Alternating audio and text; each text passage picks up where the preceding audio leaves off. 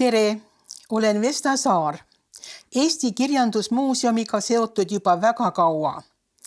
Esimest korda osalesin elulugude võistlustel 1989. aastal, seega üle 30 aasta tagasi. Ka järgnevatest elulugude kogumisvõistlustest 2007. ja 2016. aastal võtsin osa. Need olid korraldatud Eesti riigi 90. ja 100. aastapäevaks. Samal ajal sain teada, et muuseumi rahvaluule ja folkloori osakonnad koguvad mälestusi ka muude elusündmuste kohta, nii konkreetselt nimetatud teemadel kui ka vabal teemal. Olen viimastel aastatel vastanud üleskutsetele kirjutada kõigil välja kuulutatud teemadel, kuid lisanud ka vabal teemal mälestusi. Näiteks sain juhuslikult teada, et muuseumil ei ole ühtegi kirjutist kaksikutest. Kuna mina olen üks kaksikutest, siis otsustasin selle lünga täita. Ammustest ja hilisematest aegadest kirjutades avastasin, et noorema ea sündmused on mõnikord paremini meeles kui hiljutised. Eriti puudutab see kuupäevi. Kardan, et ma pole ainus omavanune, kes ajab kuupäevi ja kellaaegu segamini või unustab vajalikel sündmustel hoopis ära. Seepärast on mul juba mitu aastat kasutusel sellised kalendrid, kus kuupäeva taga on nii palju ruumi, et kirjutan sinna meelespidamist vajavad tähtpäevad, enamasti küll sünnipäevad, et ei unustaks õnnitlemast. Või eelolevad sündmused, näiteks arsti juurde minek või teatripiletid, et ei ununeks õigel päeval minna. Juba mõnda aega panen kirja ka sündmused ja tegemised, mille toimumise kuupäeva võiks edaspidi meelde jätta. Ei saanud jätta kirja panemata ka koroonaviiruse tulekut.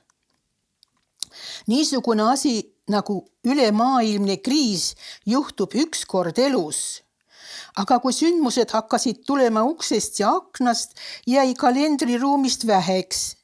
Hakkasin juba enne Kirjandusmuuseumi üleskutset iga päev kirja panema, millal kehtestati piiranguid, tehti tähtsaid otsuseid, kuidas teavitati elanikke, kuidas see kõik minu elu muutis, millest ma ilma jäin ja kuidas ma toime tulin.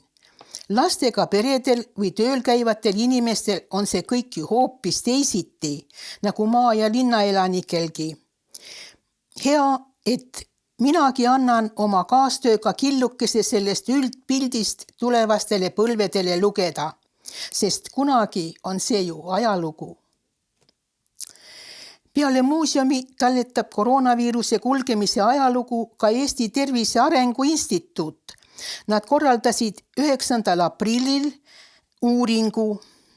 Elanikkonna registrist juhuslikult valitud inimestel paluti meili teel vastata küsimustele oma tervislikust olukorrast, kus hangitakse teavet kriisiolukorras, kuidas sellega toime tullakse ja palju muud. Selleks oli lisatud ankeet, selle täitmine võttis ainult 15 minutit aega. Ja 2 kuud hiljem, 13. juunil tuli e-mailile uus kutse korduvuuringuks, et hinnata Eesti inimeste teadlikkust ja kokkupuudet koroonaviirusega. Selgitati, et kehtestatud eriolukord on lõppenud, kuid oht viirusse nakatuda ei ole kadunud. Ja viiruse edasist käitumist on keeruline ennustada.